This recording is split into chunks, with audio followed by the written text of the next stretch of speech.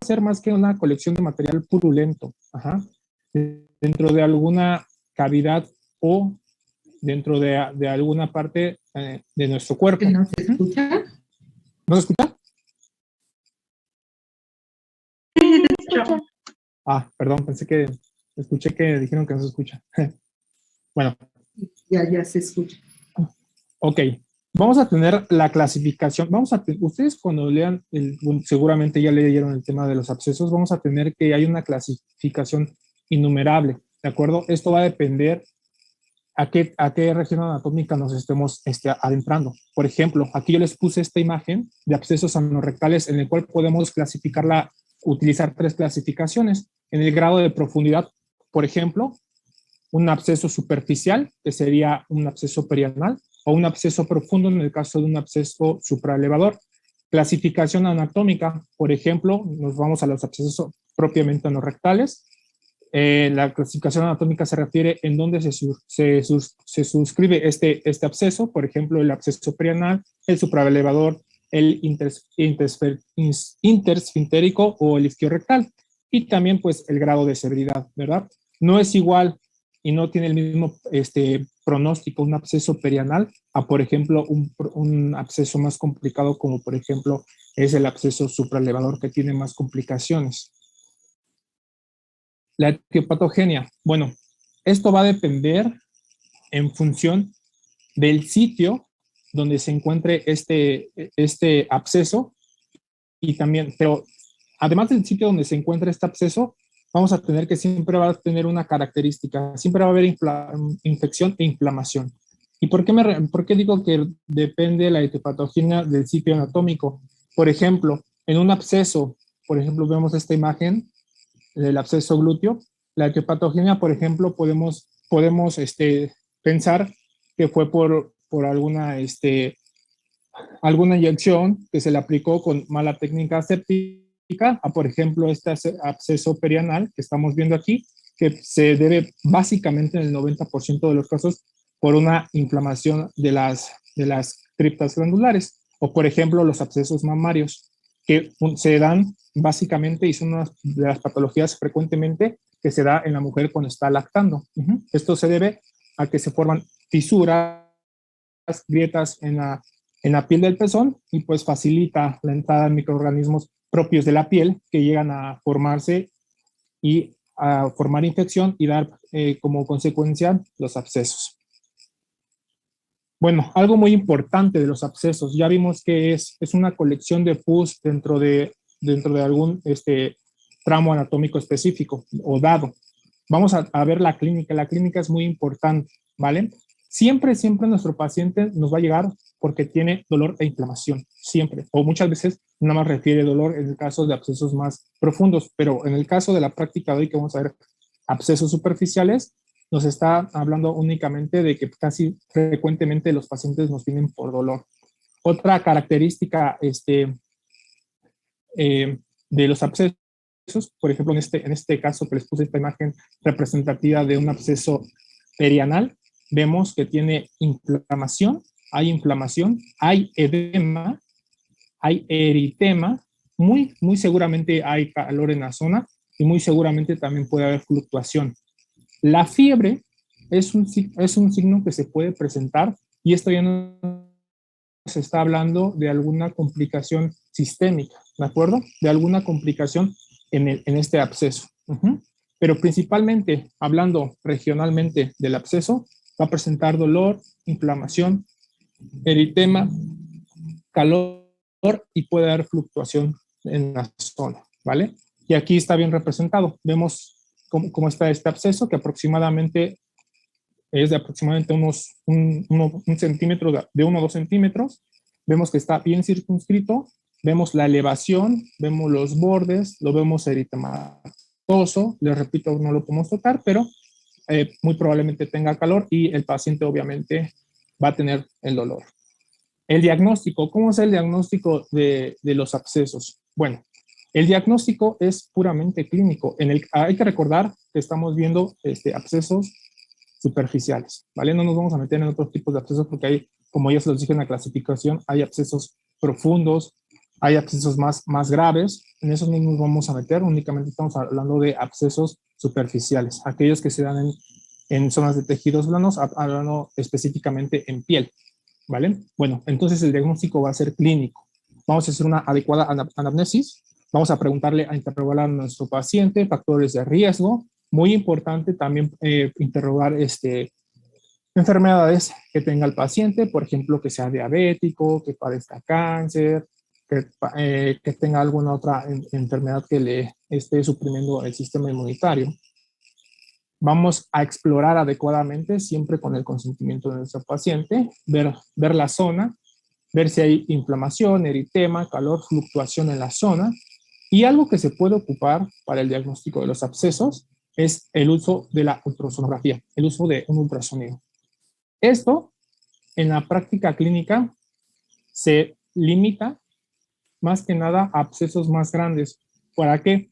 El ultrasonido nos va a servir básicamente para delimitar el grado de colección y si es que ese absceso ha avanzado a tejidos más profundos. En este caso les puse una imagen donde es un absceso muy grande, el cual está circunscrito en esta línea roja. Vemos por encima que está profundo, podemos ver aquí el músculo bíceps y aquí tenemos el hueso del húmero, ¿no?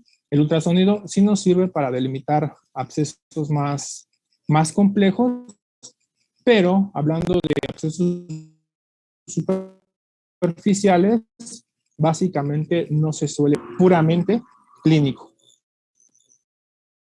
El tratamiento es sumamente importante y algo que les tiene que quedar muy claro es que todo absceso sí o sí tiene que drenarse. Se tiene que drenar. Obviamente a nuestro paciente le vamos inflamatorios y analgésicos. ¿Para qué? Pues para el dolor, que es principalmente lo que quiere aliviar nuestro paciente. Pero el tratamiento de primera línea en todo absceso, quédense con eso, es el drenaje del absceso. Los antibióticos, aquí les puse un asterisco. Hablando propiamente de la práctica del día de hoy de los abscesos superficiales, no requieren antibiótico. Este tipo de abscesos no requieren antibiótico a menos que el paciente así lo requiera. Por ejemplo, una situación es que tengamos un paciente diabético, a un paciente que esté en tratamiento con inmunosupresores porque padezca cáncer, algún paciente tuberculoso, etc., etc. ¿Por qué? Porque tienen bajo su sistema inmune y es muy propenso a que esto se complique. Y es por eso que sí se les dan antibióticos, pero de primera instancia no se tiene por qué dar antibióticos a los drenajes de abscesos superficiales. Aquí les puse una imagen, esta imagen la tomé yo, obviamente esta imagen está con consentimiento, se le tomó a una señora aproximadamente de 60 años, la cual presentó un absceso y aquí, bueno, aquí ya se le hizo el abordaje, la incisión y pueden ver cómo ya está, pues prácticamente se le ven algunos bordes ahí medio sucios, pero ya prácticamente se ve la herida limpia. Esta es una imagen real, yo la tomé en el hospital de Troncoso. Y bueno, de mala suerte no pude tomar la foto cuando aún tenía el absceso. Esta paciente se recibió en urgencias, se interconsultó al servicio de cirugía, la fueron a drenar y posteriormente subió a piso. Ella la fui a ver cuando tenía esta incisión, evolucionó favorablemente y bueno, se egresó a su casa. Y bueno, aquí tenemos también una foto del lado derecho que nos dice más o menos cómo es la técnica a grandes rasgos para el drenaje del absceso. Esto lo vamos a ver más a fondo en la parte práctica, pero bueno, que ustedes... 2 minutos, Enrique. Sí, bueno, pero esto es a grandes rasgos para que ustedes conozcan cómo es que se lleva a cabo el proceso y que ya vamos a ver en la práctica. Bueno, el pronóstico va a depender de diversas cuestiones. En primera, del sitio anatómico, no es lo mismo el pronóstico a un absceso, por ejemplo, en brazo, a un absceso perianal que tiene, puede formarse una fístula como una complicación. La gravedad, igualmente, El estado inmunológico del paciente, siempre preguntar si es un paciente sin ninguna comorbilidad, sin ninguna patología de base, o un paciente diabético, por ejemplo. Y también la técnica del drenaje del absceso. ¿A qué me refiero con esta técnica?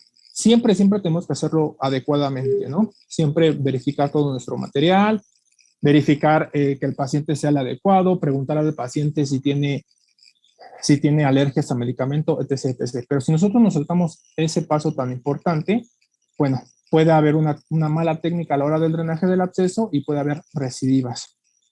Y esto, bueno, es principalmente lo de los pronósticos de los abscesos.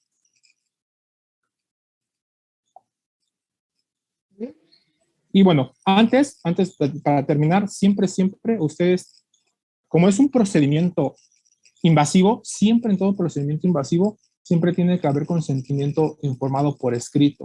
También, obviamente, también verbal, pero también tiene que haber consentimiento informado por escrito. Eso es muy importante. Interrogar siempre a nuestro paciente sobre qué patologías de base tiene, si tiene alergias agregadas. ¿Esto por qué? Porque sabemos que le vamos a aplicar medicamentos. Y bueno, eso generalmente, principalmente. No sé si tengan alguna duda. Bien, muchas gracias por tu presentación, Enrique, muy clara, muy concreta. ¿Dudas, preguntas, comentarios? Por favor, ya hagan la comparación con lo que ya leyeron. ¿Sí, Fernanda? Bueno, ayer estaba leyendo que justamente uno de los signos era fluctuación de la zona, pero no entendí muy bien a qué se refería. Perfecto. Okay. ¿Nos quieres explicar, Enrique, qué es fluctuación? Claro que sí. Sí me escucho, ¿verdad? Sí. Ok. Bueno, la fluctuación, como sabemos, el absceso es ya vimos que en la definición es una colección de pus. Ajá. Es decir, que hay líquido encapsulado. En este caso, supongamos que tenemos un absceso en la parte anterior del vaso. Ajá.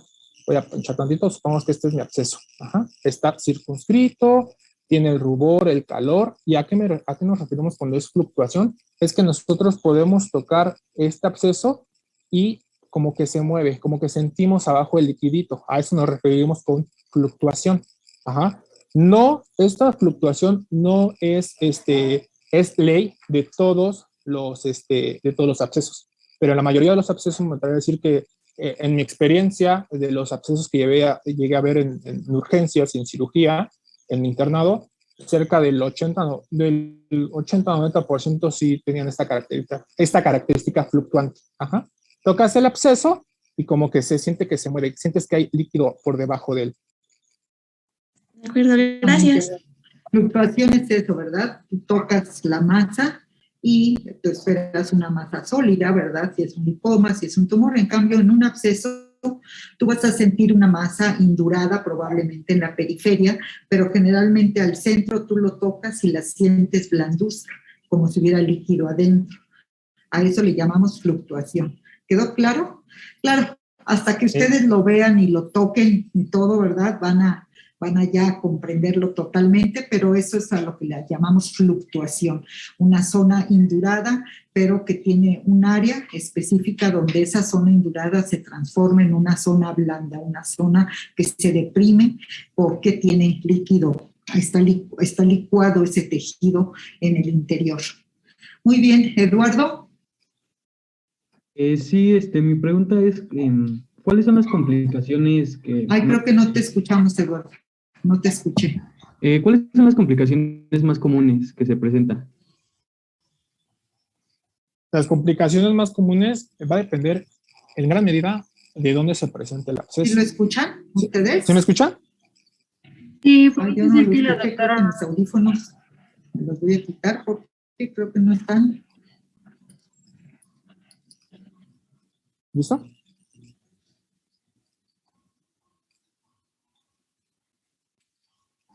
¿Sí se escucha bien, doctora?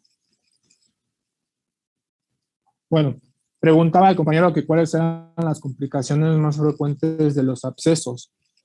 Las complicaciones más frecuentes de los abscesos, principalmente, si es que no se lleva adecuadamente el drenaje del absceso, van a ser las recidivas. Es muy importante por eso realizar adecuadamente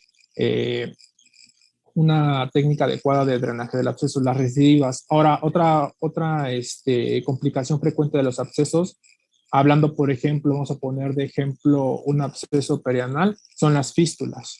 Ajá, las fístulas es una complicación muy frecuente de los abscesos, hablando en esta región específica del cuerpo.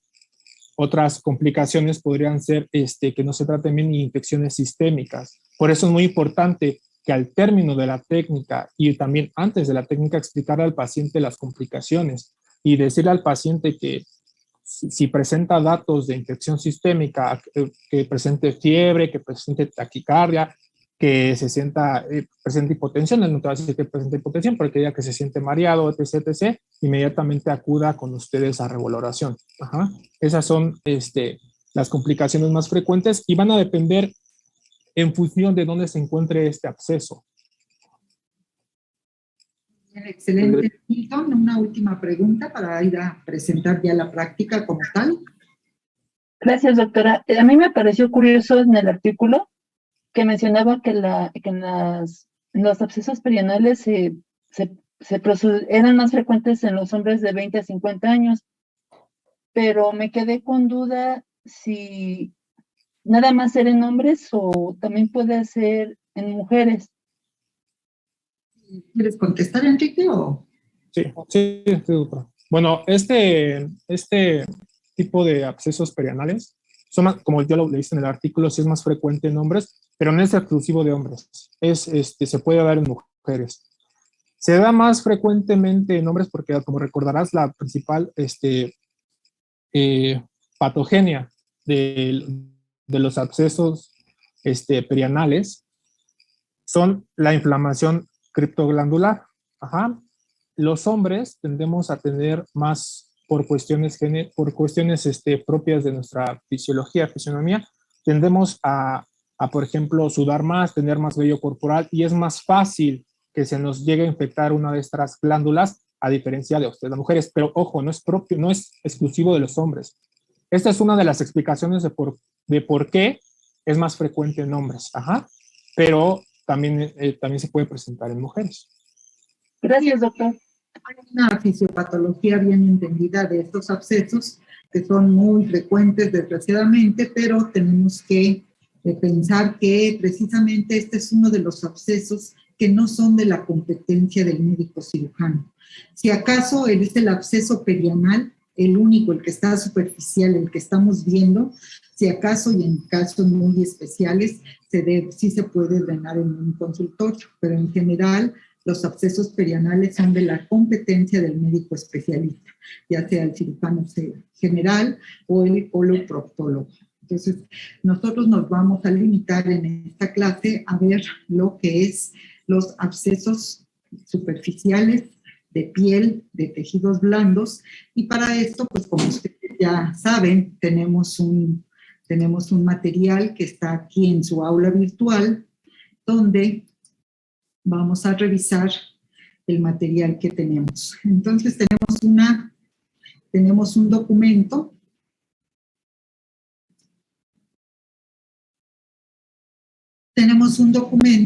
que espero que todos hayan leído, donde nos dice cuál es la justificación de que hagamos esta práctica. Como ya lo dijo Enrique, es una de las patologías que más frecuentemente se encuentran en el consultorio del médico cirujano y en los servicios de urgencias.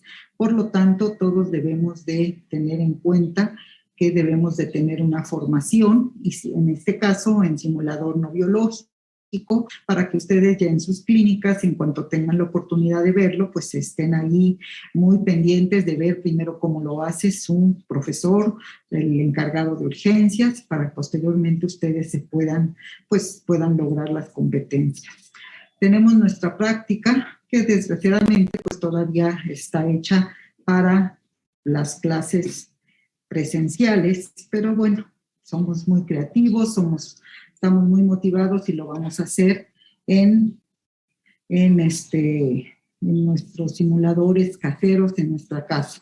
Pues la introducción de la práctica pues ya mucho de lo que ustedes oyeron ya se dijo, ya lo dijo Enrique. Si acaso lo único que hay que hacer mención es que pues el tratamiento a base de antiinflamatorios y antibióticos en pacientes inmunocomprometidos, pero generalmente, como él dijo, no resuelven el problema. El manejo definitivo es el drenaje quirúrgico correcto, adecuado, con la técnica precisa. Siempre, siempre en todos los abscesos hay que tomar cultivo y solicitar antibiograma. Es una práctica muy importante, sobre todo si queremos conocer cuál es la flora y la sensibilidad a los antibióticos en caso de que el drenaje no sea suficiente. Sobre todo en pacientes inmunocomprometidos somos en los que esperamos pues una evolución tórpida, y es cuando el cultivo y el antibiograma se convierten en una información muy importante para dar el antibiótico preciso contra el germen que está causando la infección, en caso que el drenaje convencional no haya sido suficiente. Entonces ya sabemos que otro de los parámetros importantes es que hay que hacer un lavado muy importante de la cavidad. La herida es una herida sucia, por lo tanto nunca debemos de cerrarla, y pues para evitar cerrarla tenemos que empaquetar esa herida con algún material que impida el cierre de la superficie. Podemos encontrar las manifestaciones que ya dijo Enrique, locales, ¿verdad? Dolor, aumento de temperatura, rubor, calor, pero también en ocasiones podemos encontrar manifestaciones técnicas donde la fiebre y la taquicardia es lo más frecuente. Si hay 2 o más de estos, ya sabemos que podemos pensar que el paciente tiene un síndrome de respuesta inflamatoria sistémica, y en ese caso, pues el paciente detectan que tiene 2 o más de los signos y síntomas del síndrome de respuesta inflamatoria sistémica, es imperativo que lo envíen al hospital, ¿de acuerdo? Para su manejo oportuno. Aquí se los recuerdo. Y es más, si ustedes además de esos signos detectan que tiene criterios de Quick-SOFA para sepsis, que ya es esa evolución que a veces muchos pacientes también pueden llegar a su consultorio con estos criterios, y sabemos que actualmente los criterios de sepsis están marcados por este Quick-SOFA, donde la alteración mental con una escala de coma de Glasgow menor o igual a 13, taquipnea mayor a 22 e hipotensión menor a 100 milímetros de mercurio, cualquiera de estos 3 signos nos hace pensar que nuestro paciente ya en sepsis y requiere inmediatamente manejo hospitalario o inclusive en una unidad de cuidados intensivos. Esta es la evolución natural cuando un absceso evoluciona rápidamente, y esto de qué va a depender de la genética de cada individuo. Entonces, tenerlo muy presente. La evaluación clínica, detectar, ¿es una infección local? ¿Es una infección sistémica? ¿O mi paciente ya está en sepsis? Eso es lo primero que ustedes tienen que contestarse al ver un paciente de este tipo. Pues la justificación ya lo vimos, la definición ya la vimos, la clasificación puede ser anatómica, puede ser por su grado de profundidad, y bueno, la anatomía de la piel, que ya la hemos repasado, la fisiopatología de la formación de abscesos, que ya nos comentó Enrique muy bien, y sobre todo, conocer si este absceso es secundario a una herida quirúrgica. En ese caso ya estaríamos hablando de una infección de sitio quirúrgico, pues hay que conocer bien el caso para saber el manejo a esa herida quirúrgica infectada.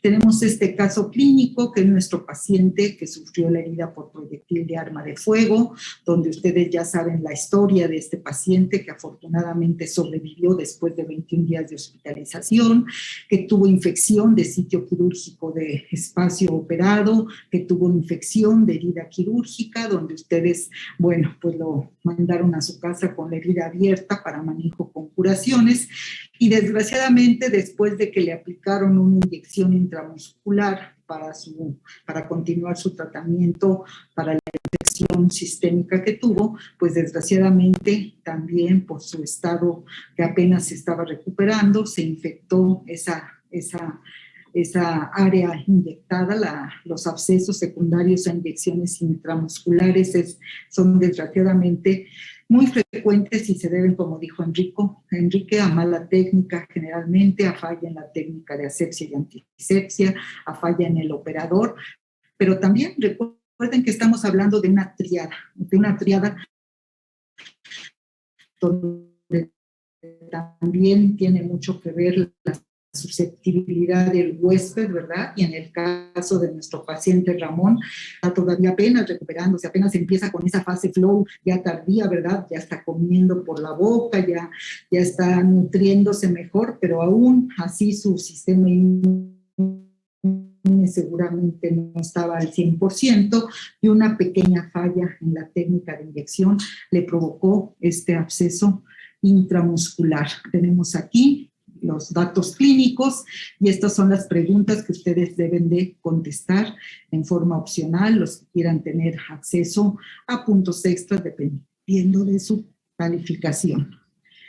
Las actividades profesionales confiables que se logran cuando ustedes sean competentes al realizar este procedimiento, se las marqué aquí y estas son las competencias. Todos pues deben de haber tenido ya su material y equipo completo, ¿verdad? Y la elaboración del ¿cómo se llama? Del pequeño simulador que les comenté, que podían usar un dedo de guante, ¿verdad? Lleno de agüita con harinita o algo y bien cerrado. Les mandé una foto al WhatsApp de cómo elaboré el mío, pues eso es la forma más sencilla de hacer esta capsulita que va a simular el absceso subcutáneo que vamos a drenar. Y pues el material y equipo. Y aquí tenemos las fotos que corresponden a este video del New England Journal Medicine que vamos a ver a continuación. Entonces, me dicen si se oye. Bueno, voy a quitarle el sonido. Ustedes saben que estos videos que tengo la fortuna de tener, ¿verdad? Porque soy suscriptora a esta revista desde toda mi vida profesional, creo, desde estudiante, pues yo les recomiendo mucho que la tengan. Entonces, bueno, la introducción, pues nos muestra la imagen de un paciente con un absceso cutáneo en el brazo, donde se le hace la incisión, se le hace la extracción del material purulento, con una pinza, pues quitamos las pseudoparedes, las loculaciones que luego se forman, el cultivo, los diferentes tipos de absceso que ya les comentó Enrique, ¿verdad? Desde los perianales, los secundarios a piquetes de mosco, etcétera, y el drenaje. Muy frecuente encontrar este tipo de abscesos. El diagnóstico, pues dependiendo de la localización anatómica, pues podemos tenerlos de muchos tipos, sobre todo siempre se van a presentar con los signos de dolor, calor, fluctuación y enrojecimiento periférico. Muchas veces, si tenemos duda, una punción del sitio fluctuante y obtener material purulento es suficiente para hacer el diagnóstico, pero como ya comentaron, a veces el ultrasonido es una herramienta que los médicos cirujanos o los médicos generales debemos de manejar en forma ya rutinaria en nuestro consultorio. Es un auxiliar diagnóstico no invasivo que tenemos a la mano y que si ustedes después de terminar su práctica, su carrera, pues tienen al alcance de comprar estos equipos que son pues muy sencillos, muy portátiles y nos ayudan muchísimo en el consultorio para diagnosticar, sobre todo su papel del ultrasonido es de diagnosticar el tamaño, la profundidad, su diseminación a planos profundos, si hay o no loculaciones internas, a veces tienen pseudoparedes que nosotros parece que drenamos y sale nada más una parte, pero tiene paredes en el interior que se quedan y eso hace que fracase nuestra intervención. Entonces el ultrasonido es una herramienta muy, muy útil para diagnosticar perfectamente las características del absceso. Y bueno, a veces los abscesos se acompañan de gran eritema, de gran enrojecimiento. Muchas veces esos abscesos son los que necesitan antibióticos para lograr localizar el absceso. El tamaño de los abscesos es muy importante. Este tipo de abscesos perianales son muy grandes, son de la competencia del médico especialista. Los abscesos en mano, en uñas, también, por favor, son competencia del especialista. Cuando encontramos un área de celulitis intensa sin zonas de fluctuación, no drenaje, hay que tener muy en cuenta que las contraindicaciones para el drenaje de este tipo de abscesos, pues en general son pacientes que tienen enfermedades como valvulopatías o que están tomando anticoagulantes. A esos pacientes también, por favor, mándenlos al hospital. Entonces, una historia clínica precisa con las preguntas relevantes para saber los factores de riesgo para una mala evolución antes del drenaje es muy importante. Hay patologías que por sí mismas siempre van a requerir tratamiento antibiótico, entonces tenerlo siempre en cuenta. También abscesos en cara, en estas zonas también está contraindicado que sean drenados por el médico cirujano, son de la competencia del especialista. Entonces, una vez que ya decidimos que este absceso que se nos presenta, que es en el caso de un absceso intramuscular, sí lo podemos drenar en nuestro consultorio, debemos de saber que tenemos que tener el material y equipo completo y correcto para hacer un drenaje adecuado. Esta es una maniobra séptica donde ustedes fácilmente pueden contaminarse de los gérmenes que están produciendo el absceso. Por lo tanto, protección ocular, careta facial o gogles, cubrebocas perfectamente bien colocado, bata. Aquí no es necesario que la bata sea estéril, con que sea una bata desechable e impermeable es suficiente, porque ustedes son los que se deben de proteger. Y guantes, no necesariamente de cirujanos, de preferencia estériles, son básicos. Su área quirúrgica de consultorio es el área donde deben de drenar a estos pacientes. Ya saben que tienen que tener su mesa de exploración preparada, limpia, desinfección de bajo nivel con cloro, donde van a poner una sábana, un campo desechable, porque bueno, se va a drenar mucha agua, en el lavado van ustedes a usar mucha agua y se va a contaminar. Entonces, su área quirúrgica de consultorio debe de estar muy bien preparada y con el mobiliario adecuado para hacer este tipo de drenajes. ¿Dudas hasta aquí? Chicos, ¿todo bien? Bueno, seguimos.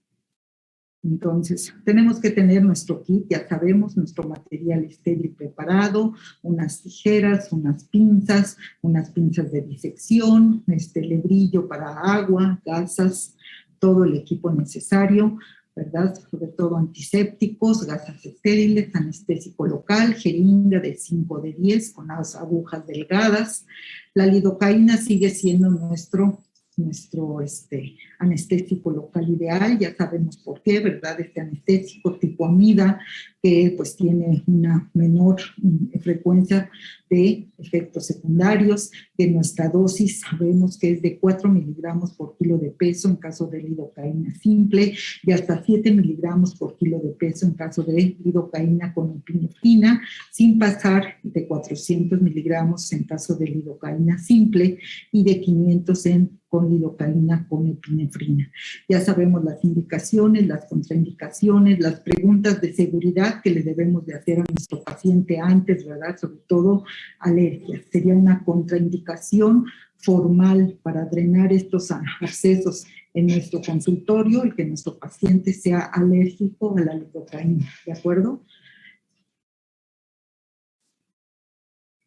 Entonces, a veces podemos usar con epinefrina, sobre todo cuando no hay arterias terminales. La bupivacaína, pues más cara, más efectos secundarios, generalmente pues, no está disponible.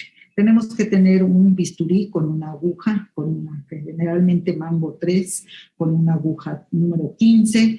Debemos de tener jeringas para lavar. Si no tenemos estas tan bonitas, pues una común y corriente, solución fisiológica, frascos para cultivo, tijeras, esparadrapos, más gasas para cubrir la herida, etc. Muy bien, ya que revisamos, ya tenemos nuestro material y equipo completo, que ya vimos que no esté caducado el material, que los empaques están íntegros, que están conservadas la esterilidad, etcétera, procedemos a comunicarle a nuestro paciente lo que le vamos a hacer. Tenemos que hacerlo con palabras claras, precisas, decirle por qué es necesario hacer un drenaje instrumentado, que con antibióticos generalmente, ay doctora, y no se me quita nada más si me da pastillas y antibióticos. Tenemos que ser muy firmes y decirles que no, que este tipo de problemas se curan únicamente con el drenaje. Entonces, una vez que ya hemos explicado y que el paciente aceptó, firma de consentimiento informado es muy, muy importante. ¿De acuerdo? Muy bien, pues siempre colocar a nuestro paciente en una posición cómoda, viendo que se va a quedar ahí en esa posición, pues por lo menos unos 10, 15 minutos, y nosotros procedemos a nuestras maniobras iniciales. Lavado de manos clínico con agua y jabón, 40 a 60 segundos de fricción mínimo, nuestro secado pues con toallas desechables limpias de papel. Como les digo, aquí no es necesario la bata estéril, ¿verdad? Simplemente es para protección, nuestra protección ocular, nuestros guantes de preferencia, no necesariamente de cirujano. También conservar al máximo la esterilidad, colocamos campos estériles, hacemos antisepsia de la región con iodopovidona, ¿verdad? No es necesario que usemos más, técnica circular. Y tenemos en cuenta, ¿verdad?, que la inyección anestésica va a ser solamente superficial, solamente va a ser a la piel. No tenemos que profundizarnos porque si no vamos a reventar el absceso o vamos a diseminarlo a otras áreas. Entonces, la inyección va a ser intradérmica, aguja, jeringa a 15 grados, bisel hacia arriba y solamente haciendo un pequeño rombo en la piel, sin profundizar. ¿De acuerdo? ¿Dudas hasta aquí? ¿Estamos de acuerdo?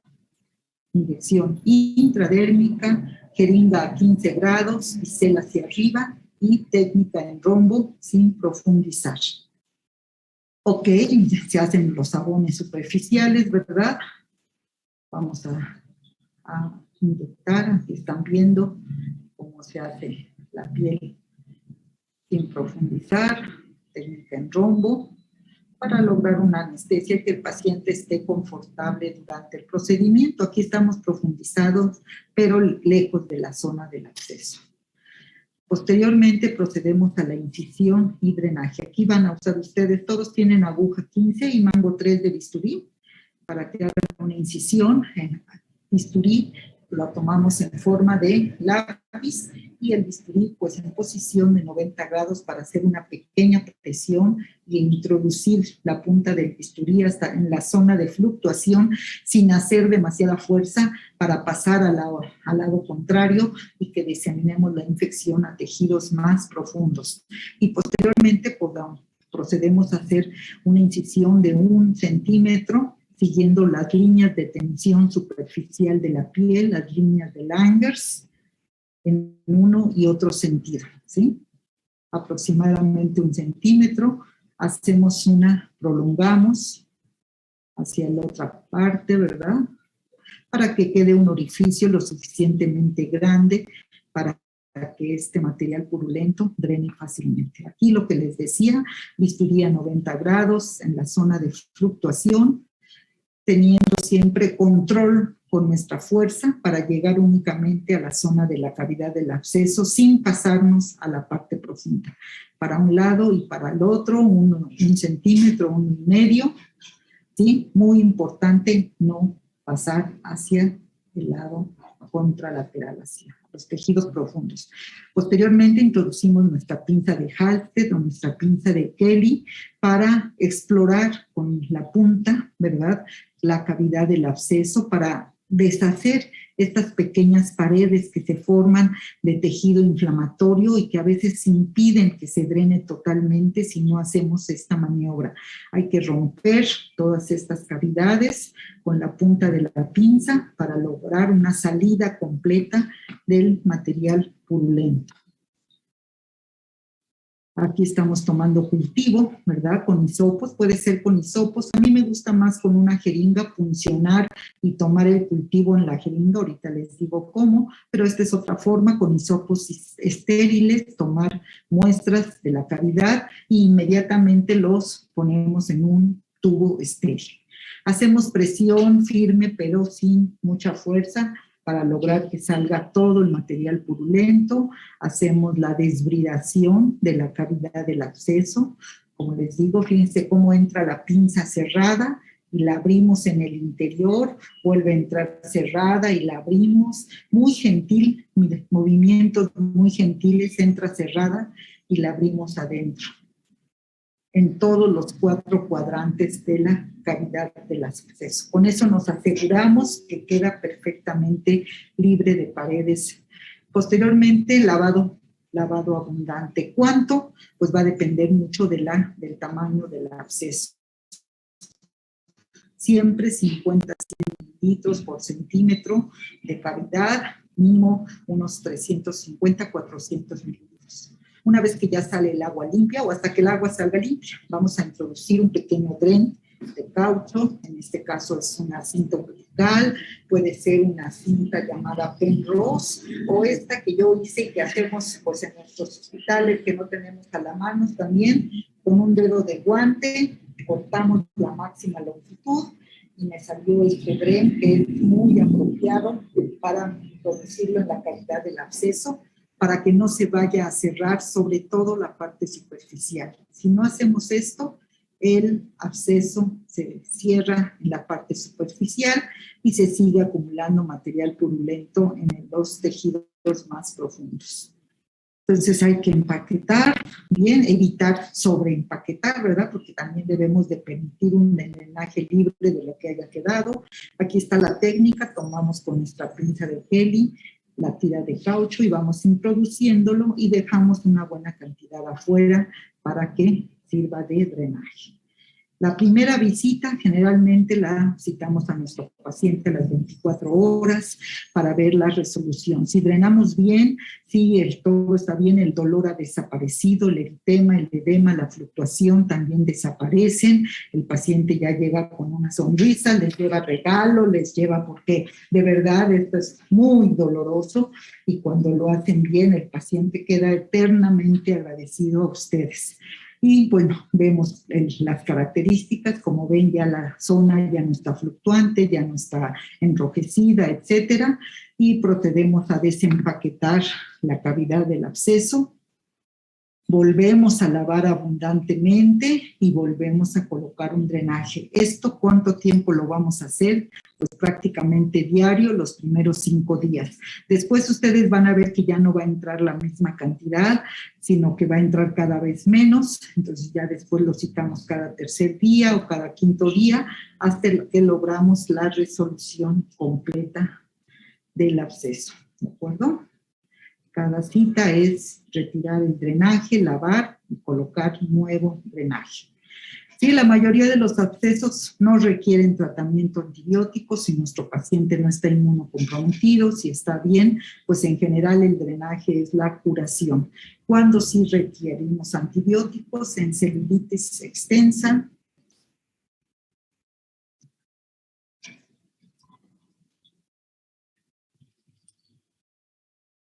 ¿contra qué lo vamos a dar el antibiótico? Pues dependiendo de la flora endógena o exógena que pensemos fue la causa de este absceso. En una inyección intramuscular, por ejemplo, ¿cuál es la flora que más frecuentemente causa abscesos en nuestros pacientes? ¿Quién me puede decir? Montserrat Huertas. En el caso de nuestro paciente Ramón, que fue a tu consultorio y que desgraciadamente no pensar siempre que es la causa del médico. Acuérdense que en este padecimiento hay una tríada que juega un papel muy importante. Entonces, los gérmenes, la susceptibilidad del huésped y el medio ambiente son los que van a producir al final de cuentas este tipo de abscesos. En el caso de Ramón específico, Monse, ¿Qué piensas? ¿Cuál fue el origen de este absceso? ¿O qué flora crees que está involucrada?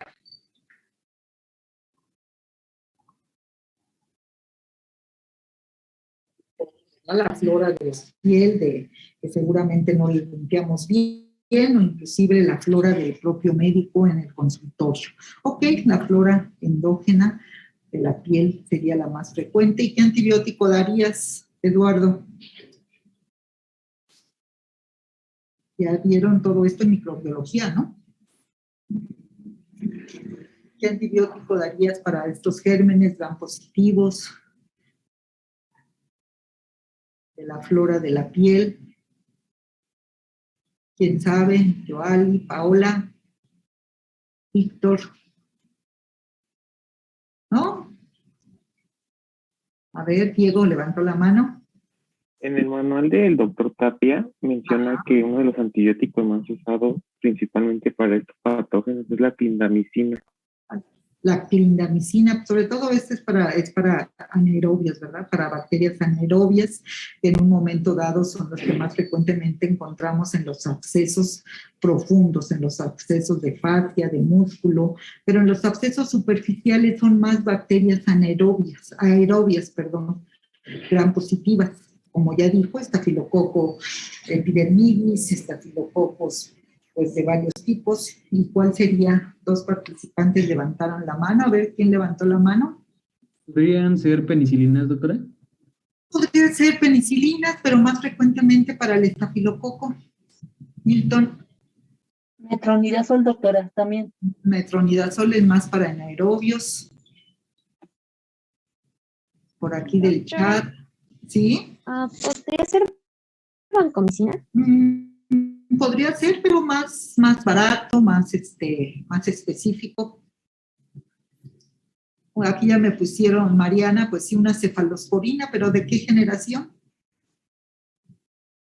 ¿De qué generación de cefalosporinas son las más indicados para gérmenes gram positivos, aerobios?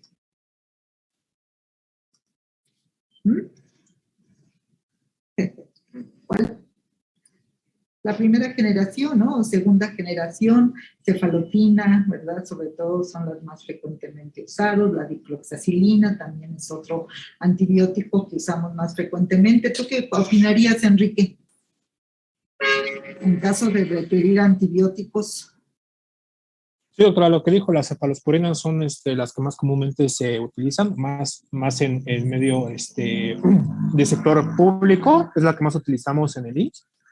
Generalmente, como ya lo mencionó la doctora, en estos abscesos superficiales no se necesitan antibióticos, salvo algunas excepciones que ya comentó la doctora, pero es importante que ustedes sepan cuándo dar el antibiótico. ¿Por qué? Porque como ya sabemos, ya la OMS nos hizo la advertencia, al rato ya no vamos a morir de simples infecciones. ¿Por qué? Porque no sabemos, desgraciadamente, cómo recetar antibióticos. Por eso esto es muy importante y les hacemos hincapié siempre, hasta nosotros mismos, siempre estar actualizándonos, porque recetamos antibióticos al por mayor, o sea, para todo antibiótico, y no muchas veces, pues lo que estamos generando es la resistencia antibacteriana. Y como sabemos, la OMS ya nos dijo que para 2050 ya no van a servir muchos de los antibióticos que tenemos, desgraciadamente. Esto por nosotros también y por la gente que tiene la mala costumbre de automedicarse. En el caso específico, por eso de los abscesos, muy importante en esta práctica ver conforme al tratamiento que no se requieren antibióticos bajo algunas situaciones especiales. Muy especiales y sobre todo, pues toda esta epidemia que tenemos de organismos multiresistentes a muchos antibióticos, lo cual les hace imperativo y los obliga a ustedes siempre que vayan a tratar este tipo de patología, usar todas las medidas de protección personal que ya conocen y tratarlas bien y manejarla bien y desecharla en forma muy correcta, conforme ya lo hemos visto, pues desde el tema 1, ¿verdad? Entonces, tener en cuenta esto, de ahí la importancia de tener siempre cultivo y antibiogramas de todo tipo de abscesos, porque nos permite informar a la comunidad las bacterias, la resistencia de estas bacterias y tener siempre mucha información acerca de esto para dar el antibiótico ideal en cada sector. ¿De acuerdo? Entonces, bueno, una vez que ya drenamos correctamente, ponemos un apósito no muy oclusivo que permita el drenaje, un vendaje cómodo para que el paciente se sienta protegido. Inmediatamente también le decimos que no se vaya a mojar el vendaje. Aquí, como está la herida abierta, no se puede bañar ni siquiera las 24 horas, o si te baña, tiene que protegerse la zona del vendaje con un plástico, ¿verdad? Rodeado por una tela adhesiva para que no se moje la área donde se drenó el absceso, porque pues tiene un dren, está abierto y va a entrar el agua que no está estéril al interior de la herida. Entonces aquí, a diferencia de nuestras heridas cerradas, ¿verdad?, que sabemos que después de un cierre primario la epitelización se produce las primeras 24 horas y que por eso ya le indicamos a nuestro paciente, sí se puede bañar ya después de 24 horas, procure no tallarse, no friccionarse, pero sí le puede caer agua. Aquí no. Aquí es una herida abierta. Pues tiene además un tubito que también, así como saca, mete bichos. Entonces, prohibido mojarse, se tiene que poner un plástico, algo que cubra la herida al momento de bañarse, ¿de acuerdo?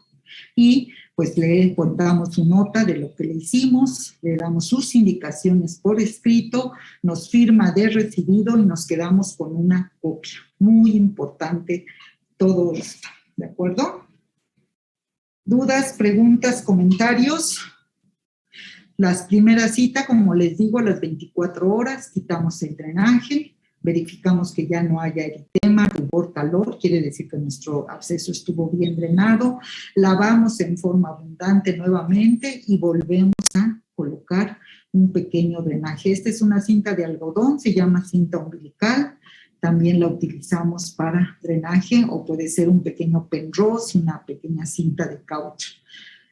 ¿Cuáles son las complicaciones de este procedimiento? Bueno, pues dolor durante el procedimiento, no le pusieron bien la anestesia, o bueno, simplemente a veces no hace la anestesia en esas zonas tan induradas, pues entonces hay que darle pues antes los medicamentos para el dolor de inicio, los ideales, como ustedes ya saben, el paracetamol, los AINES, sí, recétenlo, pero siempre y cuando tengan presente que es un medicamento que daña el riñón. Nunca dar AINES, sobre todo en pacientes diabéticos, donde no saben cómo están su riñón, en el paciente de la herida irregular, que además es diabético, todo mundo le indicó naproxeno. O sea, no tienen por qué arriesgar a un paciente a un daño renal si no saben el estado del paciente. Entonces, nuestros analgésicos de inicio, a menos que tenga una hepatopatía ya bien documentada, siempre va a ser el paracetamol. Los AINES solamente en situaciones muy, muy bien indicadas y sobre todo por un muy corto periodo de tiempo. Entonces, siempre, además de su anestésico local, suplementar con analgésicos orales tipo paracetamol de inicio.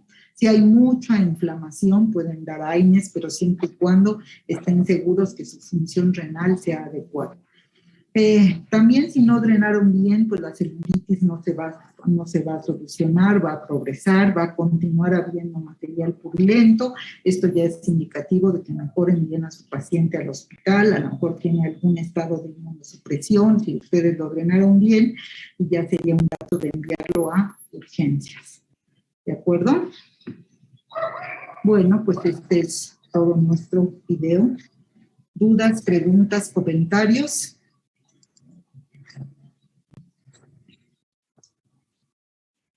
Yo tengo una, doctora. Sí, cierto, porque yo tendría como 1000, pero bueno, a ver, platícame, Luis. Entonces, podemos decir que los datos para enviar las urgencias podrían ser la ubicación anatómica del absceso, si lo están tratando. Cara, Y mano, región perianal, sobre todo, son indicativos de manejo en un hospital y de la competencia en general del especialista. las valvulopatías y los anticoagulantes y los datos de sepsis. Los datos de sepsis, exactamente, es decir, ¿verdad? Si ya tú encuentras un síndrome de respuesta inflamatoria sistémica, también son datos en que tú no puedes saber cómo va a evolucionar el paciente. Generalmente se resuelven con el drenaje correcto, pero definitivamente si lo drenas en tu consultorio, de todos modos lo mandas a interconsulta, a que vaya al hospital en caso de que no haya una resolución correcta. Vale, gracias, doctora. Ok, ¿algo más? ¿Listos? Ok, pues entonces todos ubican sus cámaras en sus modelos, los que vayan a hacer la práctica. Si pudieron hacer su modelo, a ver, enséñenme su absceso. Nos ponemos nuestra protección, ¿verdad? Protección ocular, nuestro gorro, nuestro cubrebocas, nos ponemos nuestra bata, no necesariamente estéril, pero que sí sea impermeable, todos con su bata. El enguantado también, como saben, no necesariamente es estéril. Voy a compartirles mi iPad para que vean mi modelo. Bueno, ya se los enseñé en la foto, ¿verdad?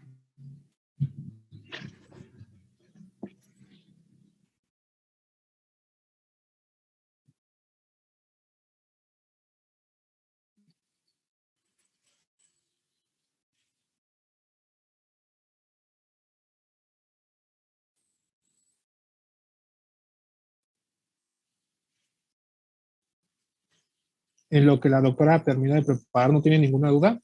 ¿Todo claro? Enrique, gracias. ¿Alguna duda que tenga? Es muy importante que sepamos llevar adecuadamente estos procedimientos porque en verdad los van a ver y cuando ustedes sean médicos internos van a hacer una de sus tareas, obviamente bajo supervisión, ¿no? Pero van a ser una de sus tareas también realizarlas adecuadamente. Entonces ya prepararon su área de consultorio, su área quirúrgica de consultorio, ya se pusieron su equipo de protección personal, que aquí es más importante que ustedes se protejan. Ya tienen su bata, ya tienen sus guantes, ¿sí? Ya tienen a su paciente, ya le explicaron lo que le van a hacer. ¿Me ayudas, por favor, Diego? ¿Qué le dirías a tu paciente? Primeramente me presentaría con él. Ajá. Ajá. Y ya después le explicaría más o menos en qué consiste pues el problema que tiene y cuál es el tratamiento más adecuado que le vamos a resolver y a continuación explicar el procedimiento que le vamos a realizar al paciente. ¿Verdad? Entonces ya le pediste su consentimiento informado y ya el paciente pues te dijo, sí doctor, adelante. Y bueno, tenemos nuestro modelo, ¿verdad? Con nuestro absceso, ya verificamos la zona fluctuante, al tocarla vemos que hay líquido en el interior y por lo tanto vamos a proceder al drenaje. ¿Qué hacemos primero? Antisepsia, ¿verdad? Antisepsia, tomamos nuestro dispositivo de antisepsia, nuestras gasas, le pedimos a nuestro ayudante la iodopovidona y hacemos una antisepsia con técnica circular, muy amplia, ¿verdad? De toda la superficie del absceso, sin regresar. Una vez que ya pusimos el antiséptico, colocamos nuestro campo estéril con técnica aséptica y delimitamos el área que vamos a operar. Posteriormente, ¿qué sigue? ¿Quién me ayuda? Colocar la anestesia. Colocar la anestesia, ya sabemos que va a ser una anestesia intradérmica, bisel hacia arriba, aguja a 15 grados, sin picar nuestra cavidad del absceso. Aspiramos y colocamos nuestro anestésico. Sin sacarlo de un lado, nos vamos hacia el otro lado, introducimos nuestra aguja, aspiramos y colocamos nuestra anestesia. Ahora no quiere hacer abono. Vamos al otro lado, intradérmica, aguja 15 grados, aspiramos y vamos colocando, de preferencia sin salir, a veces no se puede. Otra vez nuestro rombo, aspiramos y introducimos nuestra anestesia. Le damos el tiempo de latencia. ¿Cuánto quedamos? Que es el tiempo de latencia de la lidocaína. 1 a 3 minutos, ¿verdad? Entonces, después de darle el tiempo de latencia, le decimos muy bien, pues Ramón, vamos a empezar, vamos a probar. ¿Ya no te duele, Ramón? ¿Esto que hago te duele? No, no, doctora. Perfecto. Entonces ya está anestesiado y procedemos a tomar nuestra bisturí, ¿verdad? Mango 15. Colocamos nuestra aguja, nuestro mango, colocamos, tomamos nuestro portaagujas, colocamos nuestro bisturí, creo que estoy muy cerca, ¿verdad?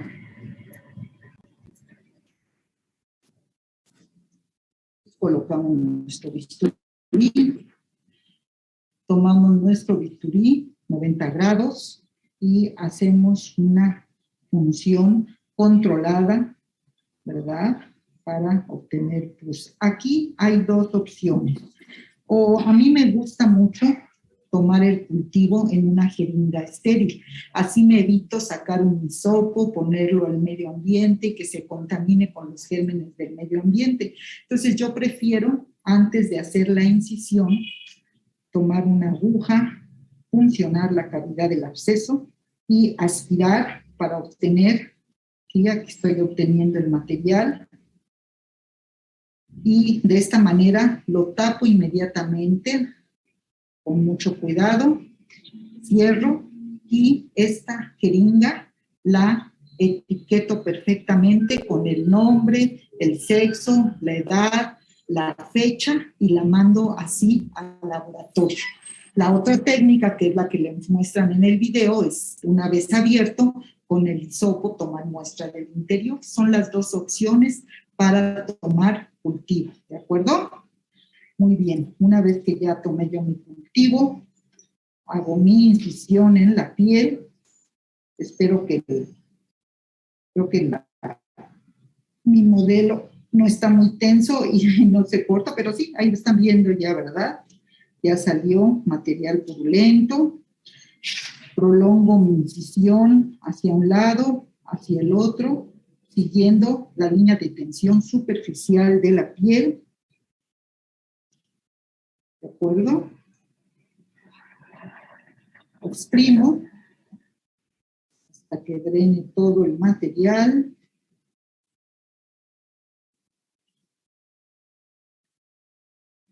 ¿De acuerdo? Miren, ahí está saliendo.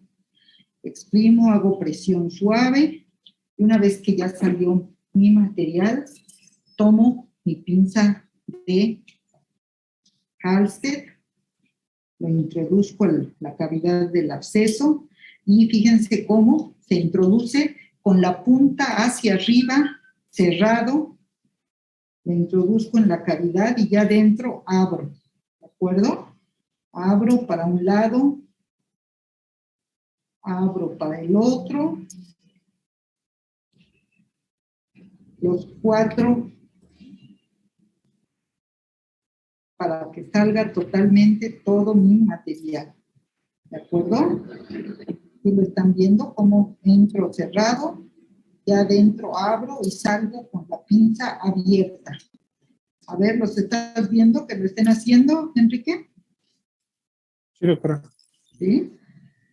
Esto es muy importante. ¿Qué estamos haciendo aquí? Rompiendo las pseudocavidades que se forman y asegurándonos de que estamos lavando.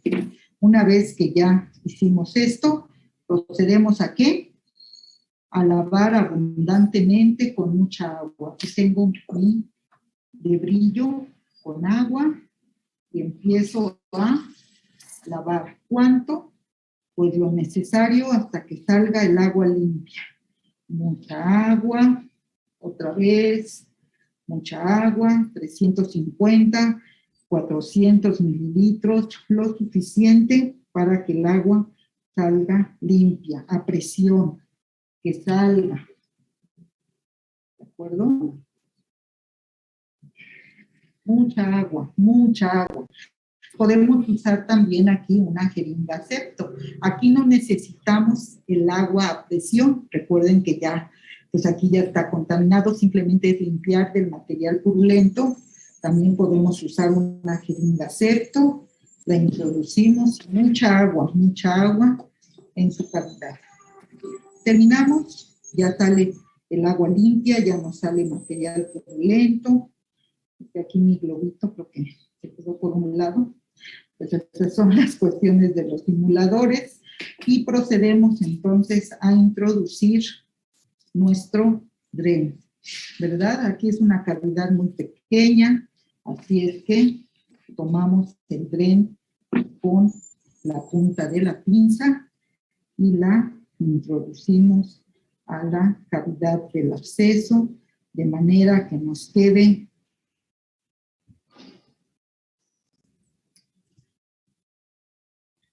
sin sobrellenarlo, ¿verdad? Fíjense cómo lo tomo con la punta, introduzco, voy introduciendo hasta donde me permite la cavidad con mi tijera de material, corto el exceso de drenaje. Si lo hicieron de guante, acuérdense que tiene talco, lo tienen que lavar bien antes de introducirlo en el agua para que no le quede talco y no quede material extraño. Posteriormente, ya que tengo mi dren colocado, le pongo un apósito, quito mi campo estéril y le pongo su esparadrapo, su tela adhesiva, el material que tengan para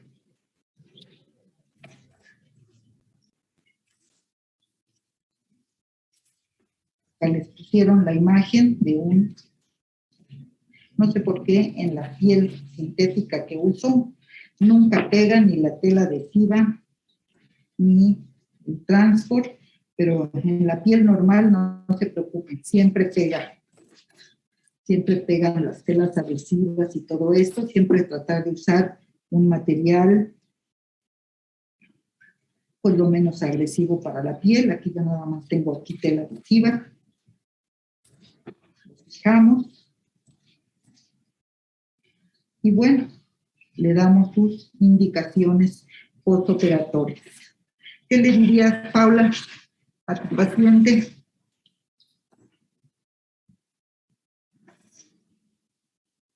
¿Cuáles serían las indicaciones? Que mantenga la herida sin mojar, que no se retire ay, olvidé el nombre de lo que le pusimos adentro. Bueno, el parche, lo que le quiera, como le quieras decir. El chiste es que tu paciente te entienda. ok, bueno, pues la cinta que agregamos adentro no se la debe de quitar porque puede cerrarse la herida y causarle infección. Exacto, ¿qué más? Podría ser que se ponga medidas higiénicas. Primero baño, ¿verdad? Baño, por favor, no se vaya a mojar este parche. Si se baña, cúbralo perfectamente con un plástico rodeado de tela adhesiva o manténgalo fuera de la regadera, ¿verdad? El chiste es que no se moje el parche. Muy bien, entonces, medidas dietéticas. En cuanto a su dieta, puede seguir comiendo pues de todo. Normal, ¿verdad? Ramón está desnutrido, ¿verdad? Está en una fase, apenas una fase low flow tardía, ahorita está comiendo de todo, de repente ya el hambre hace presa de estos pacientes y empiezan a comer, siga comiendo de todo, debe de privilegiar la ingesta de proteínas de buena calidad, ¿verdad? Tome frutas, tome verduras, tome agua, pero una dieta normal, sin ninguna restricción. ¿Qué más? Dietéticas, medicamentosas. En cuanto a los medicamentos, solo pues en teoría ya no tendríamos que darle nada porque si hicimos un... ¿verdad? Muy bien. Ya no sentiría ni dolor. Entonces, pues, En caso de dolor, ¿mande? en caso de dolor, ¿qué le recomendarías? Este,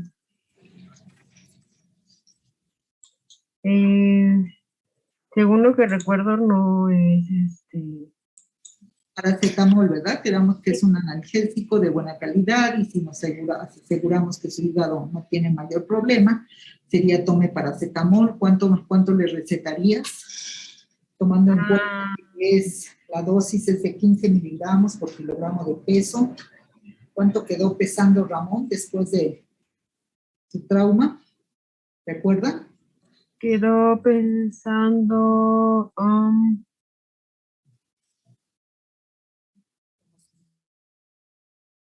52 kilos, ¿verdad? sí, 52. Entonces, digo que sería, si es 1.5, dijo. 15 miligramos por kilo de peso, pasar de 4 gramos diarios. 15 miligramos por kilo de peso cada 8 horas, sin pasar de 4 gramos diarios. Esa es la dosis recomendable. Bueno, entonces ya la calculas, ¿verdad? De acuerdo al kilo de peso. ¿Qué más? ¿Cita? Pues tenemos que hacer la primera cita a las 24 horas. Perfecto. Muy bien. Cita en 24 horas a revisión, Ramón, para ver si todo está bien. No debe de haber mayor problemas. Lo hicimos muy bien el procedimiento. Nos vemos el día de mañana a la misma hora. Muy bien. Entonces, ¿qué más? Le elabora su nota post procedimiento. A ver, Fernanda, ayúdame. ¿Cómo sería la nota postoperatoria de este paciente? Pues primero tendría que tener sus datos como su nombre, su peso. Nombre, edad, sexo, peso, talla, signos vitales, eso es lo que va haciendo. Después el día y la hora, ¿verdad? En esa nota de evolución ponemos el día, la hora y los signos vitales completos. Posteriormente, ¿qué más debe de tener esa nota médica? ¿Qué más diría René? ¿El diagnóstico? El diagnóstico. Diagnóstico preoperatorio, ¿cuál fue? El procedimiento. Absceso por inyección intramuscular. Absceso superficial en glúteo derecho, ponle tú, ¿no? El que tú quieras. Eso sería el diagnóstico. Absceso superficial en glúteo derecho. Operación proyectada, ¿cuál sería? Drenaje de absceso. Drenaje de absceso, ¿verdad? Drenaje de absceso glúteo. Ok. Operación realizada, porque a veces proyectamos uno y terminamos haciendo otra cosa según los hallazgos. Pues sería lo mismo, ¿no? Drenaje de absceso. Muy bien. Técnica. Técnica y hallazgos. Pues describiría la técnica que hicimos, ¿no? En general. Bien. ¿Cómo la describimos? Primero diría que hicimos... Primero la posición. La higiene, bueno, no. Primero hicimos la antisepsia. Paciente en decúbito. La antisepsia de la región. Si le vas a drenar un drenaje de absceso glúteo, ¿qué posición lo pondrías a Ramón?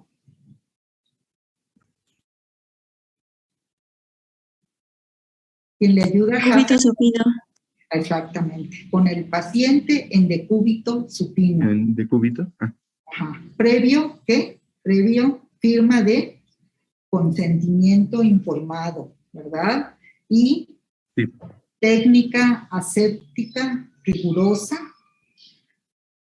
aplicación de antiséptico tipo iodopovidona en base a alcohol al 10% con técnica circular y colocación de campos estériles. ¿Sí? ¿Eso hicimos o no? ¿Sí, Brendita? ¿Verdad? ¿O me faltó algo? ¿Están de acuerdo? Repito, con el paciente en decúbito supino, previa firma de consentimiento informado y bajo técnica aséptica, se procede a realizar antisepsia de la región con iodopovidona al 10% en base a alcohol. Posteriormente, colocación de campos estériles. Se aplica anestésico local tipo lidocaína al 1%, sin epinefrina, técnica en rombo, en dermis y epidermis o en piel superficial, aproximadamente 1 centímetro. ¿Sí? Posteriormente, previa revisión de que no hay dolor, se procede a ¿qué? Se procede a realizar una incisión de 1 centímetro, siguiendo las líneas de tensión superficial de la piel, obteniendo inmediatamente material purulento en cantidad aproximada de 5 cc, de color blanco, grisáceo, o de color amarillo, de color verde, ahí le ponen el color que les guste, de olor fétido, ¿verdad? Se hace expresión de la región, obteniendo más material purulento, se procede a toma de cultivo, ya sea que lo hayan tomado con hisopo, el cual se manda a cultivo y antibiograma.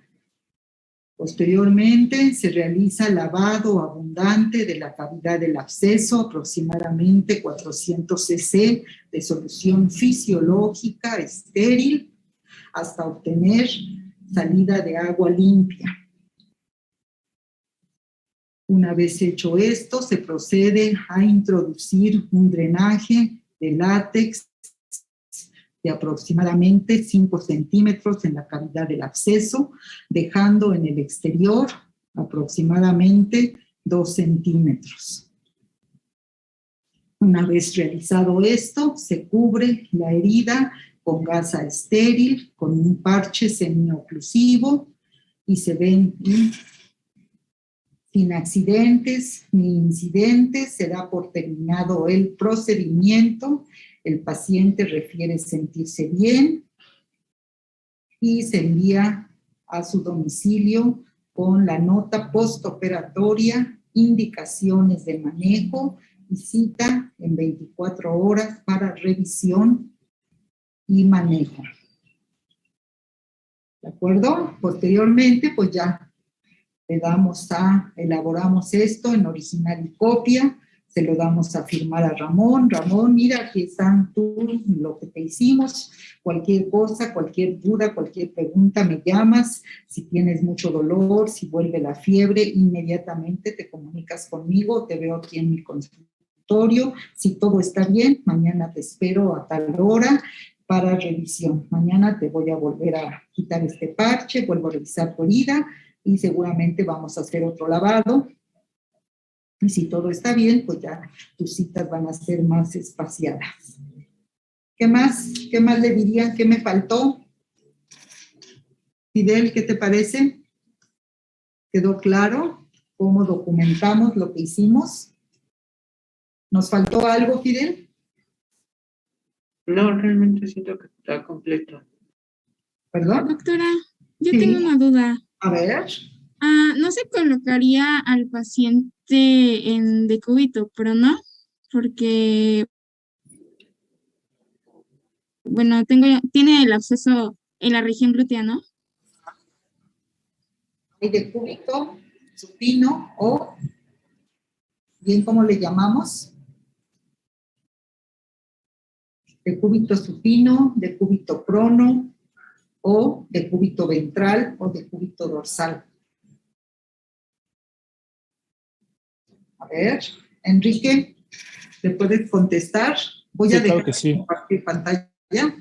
Sí, como comentó, sí sería en decúbito prono. Acuérdense, decúbito prono sería nuestra mirada. Si nosotros somos el paciente, nos ponemos en decúbito prono, nuestra mirada iría hacia abajo, hacia la mesa de exploración. O también podría decirse que es en decúbito ventral. Ya en decúbito supino o decúbito dorsal es cuando nos acostamos boca arriba, viendo el techo. Eso nosotros siendo el paciente. Entonces, es lo que dijo la compañera es correcto, sería en posición de decúbito prono. ¿Quién lo dijo? Levante la mano. ¿Quién hizo la observación? Porque merece un 10 para este día. ¿Quién dijo? ¿Quién fue? Fue Frida, doctora. ¿Quién? Ay, es que me hablaron en Frida. Frida, muy bien. Esos son lo que agradecemos, que nos corrijan nuestros errores, ¿verdad? El que nos aplaudan, que todo estuvo muy bien y que bravo, y doctora, qué bárbara, es lo máximo. No. Eso a mí no me sirve. A mí me sirve eso, que me corrijan los errores. Yo por estar metida en otro caso no me di cuenta y imagínense qué grave para todo el grupo hubiera sido que nos hubiéramos quedado con esa idea. Entonces estamos, chicos, el que nos corrija nuestros errores, a mí o a Enrique, no nos vamos a enojar, totalmente al contrario, les vamos a agradecer que estén atentos y que en beneficio de todos nos llamen la atención si nos equivocamos, ¿sí? Aquí se acabó el miedo a que yo no me equivoco, se acabó el miedo al error. Acuérdense que corregir el error, eso no se nos va a olvidar nunca, ¿de acuerdo? Entonces, muchas gracias, Frida, muchas gracias por estar tan atenta y por querer compartir y por querer, pues, beneficiar a todo el grupo con esta llamada de atención. Muy bien, muchas gracias. ¿Qué más? ¿Alguien más? ¿Nos faltó algo? ¿Vieron algo que no hicimos? ¿Que quisieran comentar? ¿No? Muy bien, ¿les gustó la práctica, Yoali? ¿Cómo te sentiste, Yoali? Sí, sí me gustó, doctora, solo que se hizo un relajo por el simulador que pues no podía drenarlo bien, pero sí. Yo no sé, ¿tienen duda de cómo hacer el simulador? Vamos a repetir esta práctica mañana, ya los vamos a ver mañana, el próximo, ¿cómo se llama? El próximo martes, sí tenemos. Martes. No, con ustedes no tengo clases, ¿verdad? No nos vamos a ver una semana porque tienen festivo y tienen pero sí tenemos otra práctica programada o ya no. Creo que la teníamos programada para el día. Sí tenemos, ¿verdad, doctora? Ajá, ok.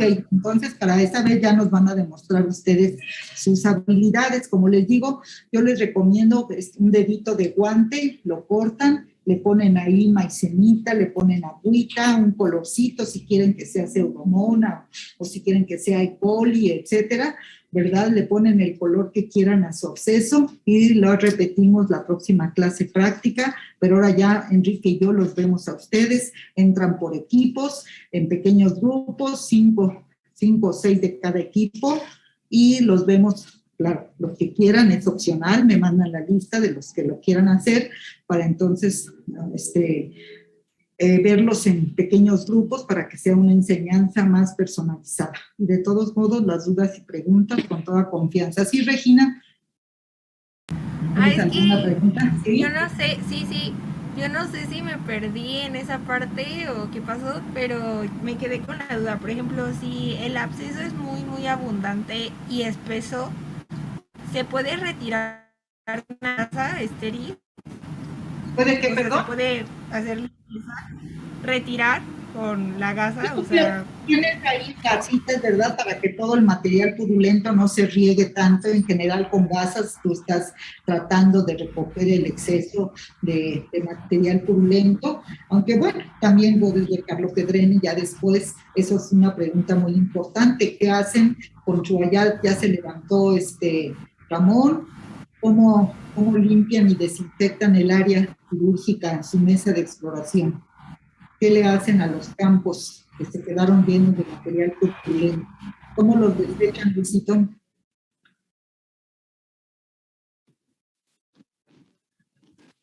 Si son campos desechables que se llenaron de material biológico, van directo al bote de desechos biológicos. ¿Sí? ¿Qué color? ¿Sólido? ¿Bolsa? ¿La bolsa roja? La bolsa roja, ok. Muy bien, es un material biológico infeccioso, pero ¿es sangre? ¿De qué color va el material? ¿Que es material purulento? ¿De qué color? Amarillo. Amarillo, ¿verdad? Exactamente. El bisturí que utilizamos para hacer la punción, la incisión inicial, ¿dónde lo desechan?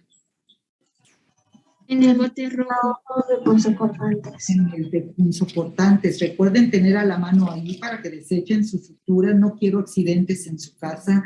Si no tienen este bote rojo de punzocortantes, un bote rígido que siempre tengan ahí a la mano. Perfecto. Tus guantes, tu bata, ¿dónde iría, Fernanda? ¿Dónde lo desechas? Pues si no está, bueno, es que si se salpicó de sangre o algo, sí tendría que ir en la bolsa roja, pero si no está sucia, pues puede ir en la basura municipal. Exactamente, ¿verdad? A menos que se les haya regado así el material purulento, la bata o todo esto. Los guantes, por ejemplo, donde tú estuviste recogiendo todo ese material purulento, ¿dónde los desechas? En la bolsa amarilla. En la bolsa amarilla también. ¿Y la bata? Igual si está manchada, también ahí. Pero si no, en la basura municipal. Basura municipal, ¿verdad? Es suficiente porque ahí fue protección para ti, perfecto. Entonces, es muy importante, las gasas, todo si está empapada en material purulento, que seguramente a veces sale muchísimo, ¿verdad? Entonces, todo eso va al residuo, sobre todo el amarillo, que es donde está lo infeccioso, y si es sangre, si es mucha sangre líquida, va a la bolsa roja, si es nada más una gasita manchadita de sangre, ¿dónde va? Inclusive sangre seca, una gotita. ¿Dónde se desecha, Quetzali? En la basura municipal.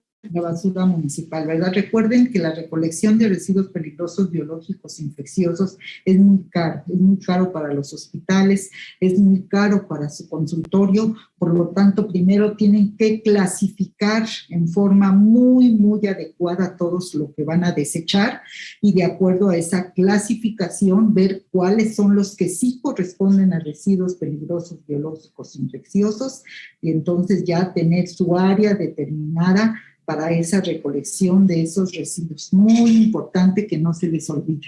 Muy bien, ¿alguna otra cosa que quieran comentar? ¿No? Bueno, son las 12:39, todavía tenemos tiempo de hacer un poquito de escoleta basados en nuestros casos. ¿Cómo van en sus casos? Ay, doctora, yo sí tenía una duda. A ver. Bueno, no sé si se puede ahorita o si no, hasta el final o después, pero quería ver si me podía recordar, por favor, cómo era la técnica correcta para poner y quitar la hoja del bisturí, porque ahorita en la práctica entré en crisis justo en ese momento. Entonces, por si puede ayudarme, por favor. Claro que sí. Entonces, muy importante, bueno, ya me desencuanté, permítanme, me encuentro nuevamente. Porque, bueno, todas estas maniobras háganlas con guantes, porque si se hacen con las manos así, pues no es lo mismo. Esto siempre lo tienen que hacer con sus manos enguantadas. Y entonces, inclusive la técnica para retirar la hoja del bisturí del mango es importante. Entonces, déjenme ver si puedo compartirles la pantalla para que se vea mejor.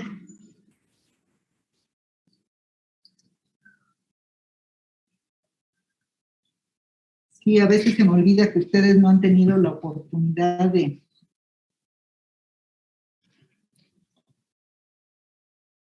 Pero esto ya eso lo hacen diario ustedes en las prácticas, ¿verdad, Enrique? Siempre llegan a su práctica con todo ya preparado para... Y más en estos procedimientos, nosotros... Toda la rutina. Muy bien. Así es. Entonces, primero vamos a quitar... Ahorita que está puesta, ¿verdad? Aprovechando que está puesta, fíjense cómo se toma de esta parte y se zafa, ¿de acuerdo? ¿Sí lo vieron? Ahora, para ponerla, pues está en su bolsita, generalmente viene en su bolsita, la ponemos en el campo estéril con maniobra aséptica, la tomamos de la punta, ¿sí? Siempre con mucho cuidado, nunca intenten ponerla con la mano porque se van a cortar. Una vez que la tenemos así, vemos la parte inclinada de nuestro mango de bisturí, la parte inclinada de la hoja. Ay, me salgo, ahí está. Si se ven, me alejo, ahí está. Ay, como que hay retardo, ¿sí lo ven? Entonces sigue la misma y la introducimos así. Y la pasamos de esta forma. ¿De acuerdo? ¿Sí lo vieron? ¿Quedó claro? ¿Se vio o no se vio? Sí, doctora. A retirarla. Entonces, sí, para retirarla, por favor. Acá, y la jalamos. Siempre con el portaagujas. Para ponerla, la ponemos de aquí. La montamos primero en la parte de arriba y hasta que haga clic. ¿De acuerdo, Luis? ¿Ya pudiste? Sí, ya me salió súper bien. Gracias, doctora. Muy bien. Para retirarla, siempre la retiramos y a nuestro contenedor de punto cortante. Por favor, no arriesguen a su mamá, a quien haga el aseo, porque no lo dejen libre. Muy bien, vamos a quitar. ¿Alguna otra duda, pregunta? Sí, Jimenita. Sí. Doctora, cuando funcionó para hacer el cultivo, pero con la jeringa, tenía como solución salina, ¿no? La jeringa. Otra vez, no te entendí, perdón. ¿Ya me escucha bien? Sí. Cuando hizo la punción con la jeringa para tomar el cultivo, ¿tenía solución salina la jeringa? Sí, no la había quitado, sí tenía, pero no, generalmente es una jeringa limpia, estéril, que te dieron en este momento, en que está así completita, nada más le quitas su capucha y con tu aguja a 90 grados, la introduces en la zona fluctuante, aspiras, obtienes el material e inmediatamente, pues la reencapucha, ya sabes, la pones en el piso, metes la punta de la aguja y ya que está dentro, la cierras e inmediatamente etiquetar. Etiquetar es una función muy importante de quien les esté ayudando.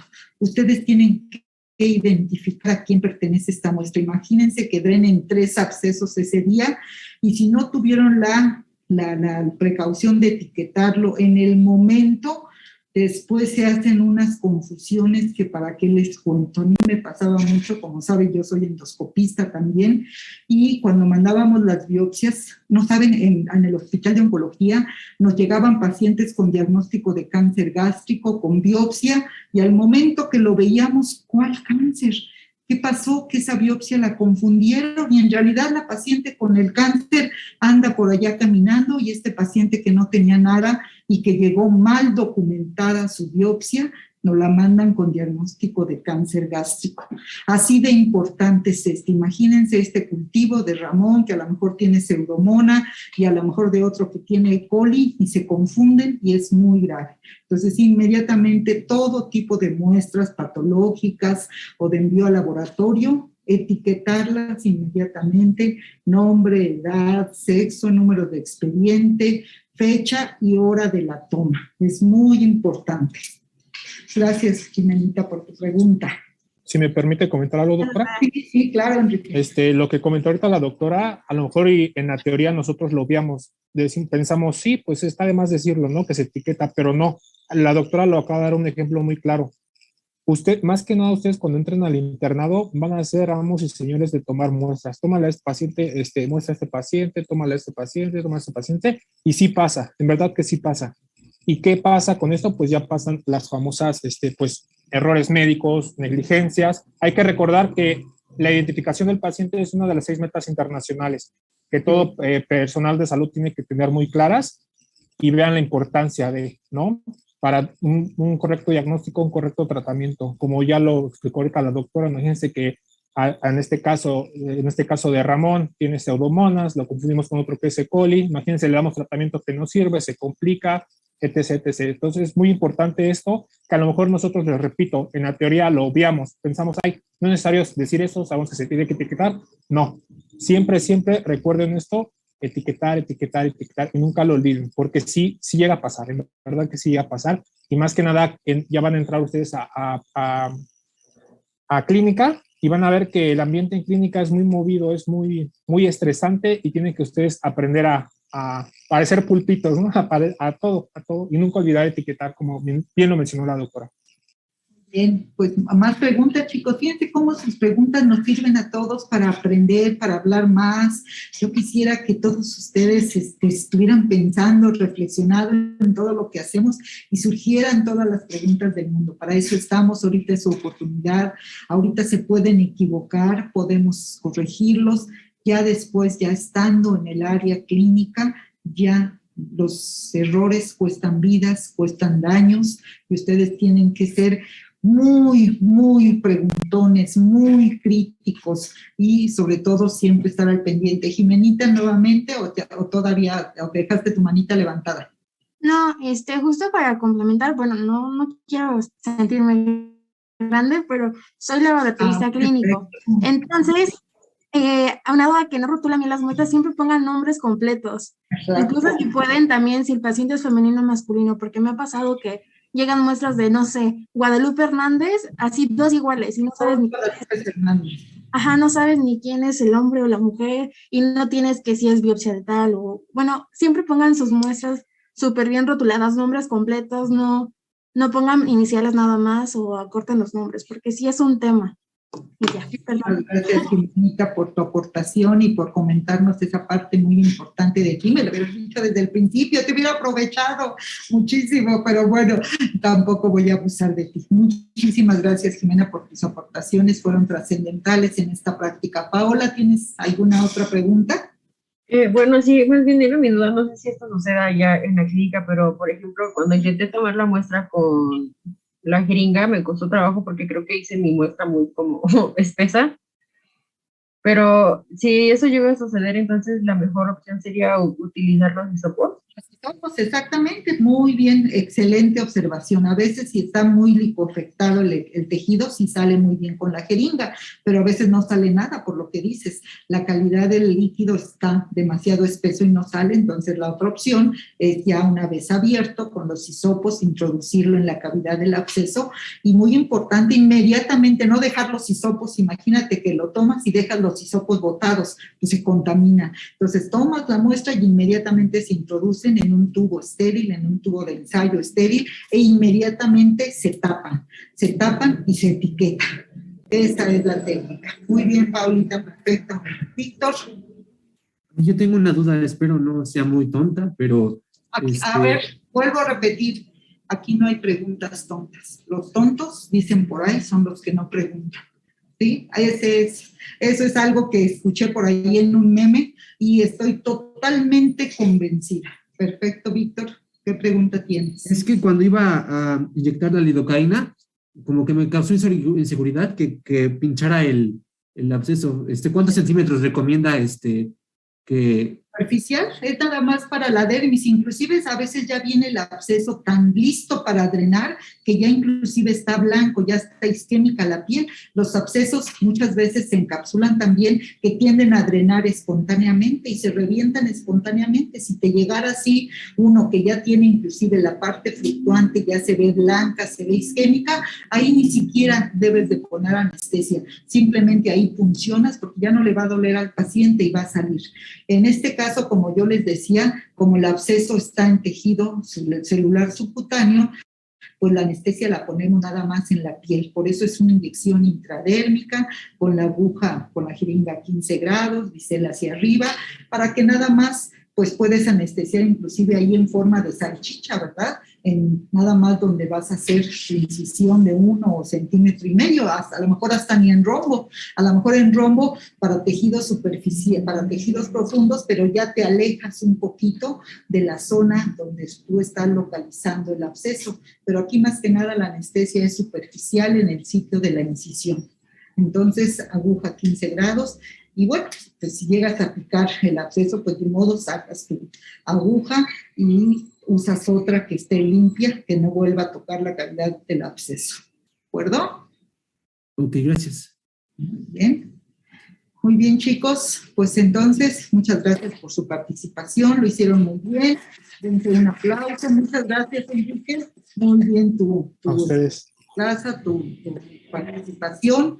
Pues si ya no hay ni más dudas y preguntas, nos vemos hasta dentro de 14 días, ¿verdad? Cuídense mucho. Estoy al pendiente de sus dudas y preguntas.